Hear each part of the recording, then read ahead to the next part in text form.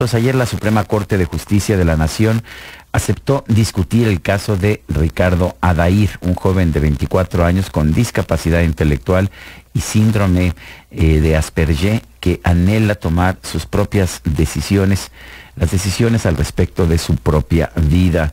Y bueno, es interesante cómo esto ha resultado en una enorme controversia. En la línea telefónica, el licenciado Andrés Aguinaco Gómez Montt, abogado de Ricardo Adair. Licenciado Aguinaco, ¿estoy pronunciando bien el nombre? Porque este nombre se pronuncia Aguinaco o Aguinaco, dependiendo de quién sea. Sí, así es Aguinaco. Buenos días, Sergio. Buenos días, Lupita. Hola, ¿qué tal? ¿Cómo estás, Andrés? Buenos días. Andrés Aguinaco Gómez Montt. Cuéntanos, ¿cuál es la posición de Ricardo Adair, este joven que quiere tomar sus propias decisiones? ¿Qué es lo que busca? Bueno, como bien ya lo comentaste, Ricardo tiene discapacidad intelectual. En específico, tiene síndrome de Asperger.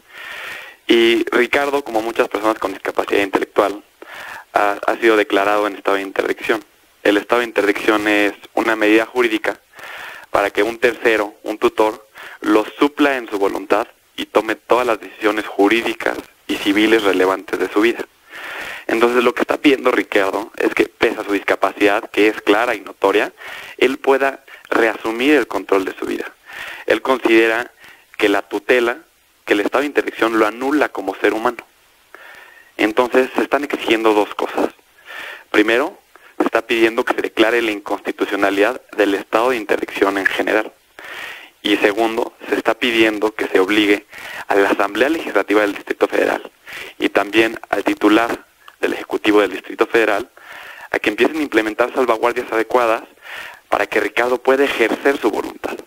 Porque Ricardo, como muchas personas con discapacidad intelectual, no nada más se le puede declarar en estado de interdicción, no nada más se le puede desproteger. Necesitan ayuda para tomar sus decisiones. Y lo que está pidiendo es que se le ayude en esa toma de decisiones, no que se le supla en su voluntad. Andrés, ¿cómo está la ley en estos momentos en México? Porque lo que estamos viendo es que se le está tratando como si fuera una persona menor de edad y bueno, tiene 24 años Ricardo y dice, oye, yo quiero hacer mi vida y quiero tomar mis propias decisiones, pero ¿cómo está la ley en estos momentos? Bueno, ahorita el Código Civil del Distrito Federal establece que tienen incapacidad natural y legal las personas con discapacidad. En concreto dice que tienen incapacidad aquellas personas que no pueden gobernarse o no pueden manifestar su voluntad. Y esto es un eufemismo para decir cualquier persona con discapacidad. Y lo mismo dicen casi todos los códigos civiles de la República, salvo que otros códigos utilizan a lo mejor alusiones más ofensivas como las personas con locura, idiotismo, imbecilidad.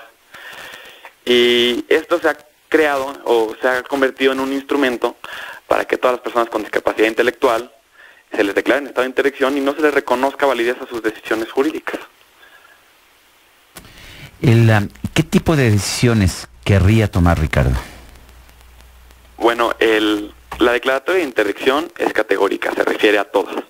Y te voy a dar un ejemplo muy claro. Cuando Ricardo presenta su demanda de amparo, él la firma en derecho propio, y el juez de amparo lo primero que le dice es que él no tiene legitimidad, que él no tiene capacidad para ejercer sus derechos, inclusive el de la defensa. Entonces le nombra un representante especial del DIF para que sea él el que lo represente en el juicio, en lugar de que Ricardo actuara, ¿no? Pero realmente podríamos extender esto a todas las decisiones jurídicas. Ricardo no podría disponer sobre su sueldo, no puede disponer sobre sus bienes. Y pues en realidad cualquier decisión jurídica, ¿no? Andrés, ¿por qué es tan importante que el caso esté ya aceptado? El día de ayer lo aceptó, le dio entrada a la Suprema Corte de Justicia de la Nación. Bueno, el caso de Ricardo Adair es realmente paradigmático. Se estima que aproximadamente entre el 3 y el 4% de la población del mundo y también la mexicana tiene discapacidad intelectual. Y si hemos creado un mecanismo para sistemáticamente a lo mejor anularlos, suprimir el ejercicio de sus derechos, pues realmente resolviendo el caso de Ricardo Adair estamos resolviendo la situación jurídica de, me atrevo a decir, millones de mexicanos, ¿no? Realmente las personas con discapacidad en México siguen siendo uno de los grupos más vulnerables en el país y un caso como este les puede empezar a dar más visibilidad y realmente puede empezar a poner en la lupa que se necesitan mecanismos adicionales para que los podamos integrar en la sociedad. ¿Quién presenta esta solicitud de interdicción? Veo que la demanda está dirigida en contra del gobierno del Distrito Federal y la Asamblea Legislativa del Distrito Federal por violaciones sistemáticas a los derechos humanos de este chico, de Ricardo. ¿Cómo interviene aquí el gobierno? ¿Cuál es la posición de la familia? Me gustaría conocer cuál es esa situación. Claro, ¿por qué el gobierno del Distrito Federal? ¿Por qué la Asamblea Legislativa, no? Sí. ¿Y por qué ellos y no simplemente el juez de lo familiar? Porque lo que hizo el juez de lo familiar al declarar la necesidad de interdicción fue conforme a la ley. El juez aplicó la ley y hizo un buen trabajo aplicando la ley. Lo que está mal no es lo que hizo el juez. Lo que está mal es el Código Civil, que es el que establece el estado de interdicción, y lo que está mal es que realmente las autoridades locales, porque la capacidad es un tema local, no han cumplido con sus obligaciones derivados de la Convención de las Naciones Unidas sobre los Derechos de las Personas con Discapacidad y no han empezado a implementar medidas y salvaguardias para que las personas con discapacidad puedan ejercer sus derechos.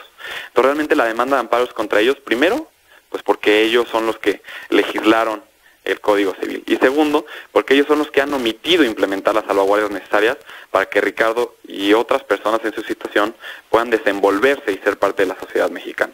Ahora, Ricardo es una persona que trabaja, que pues hace su vida de manera independiente, ¿no? Y que él mismo ha mencionado que pues quiere que se le reconozcan sus derechos, Andrés. Sí, así es. Ricardo ahorita trabaja en el Museo Soumaya y él ha estado asistiendo a muchos cursos, se ha estado capacitando, porque uno no nace sabiendo actuar en sociedad. A uno en el seno de la familia le enseñan a leer, le enseñan a escribir, le enseñan a desenvolverse con sus amigos, le enseñan cómo tener una relación afectiva. Y las personas con discapacidad intelectual también necesitan aprender eso. Y muchas veces desde los padres son los que no están capacitados para eso, ¿no? Nosotros nuestros padres nos enseñaron cómo hacer muchas cosas en sociedad y nosotros se los enseñamos a nuestros hijos. Pero como nosotros no tuvimos a lo mejor de chicos una experiencia con una persona con discapacidad intelectual, muchas veces no sabemos transmitir enseñanzas de vida en sociedad a nuestros hijos con discapacidad intelectual, ¿no? Entonces, pues Ricardo también necesita aprender a desenvolverse en sociedad y necesitamos enseñarle, y por eso es importante que se empiece a reglamentar esta materia y que empecemos a establecer medidas para enseñarlos a participar en sociedad, como Ricardo ya lo ha logrado hacer en los últimos años. Yo quiero agradecerte, Andrés Aguinaco Gómez Montt, el haber tomado esta llamada. Me parece un caso muy importante de estos temas que son cruciales para la sociedad y del que muy poca gente está consciente. Al contrario, muchas gracias, Sergio, muchas gracias, Lupita. Hasta luego, Andrés, gracias a ti.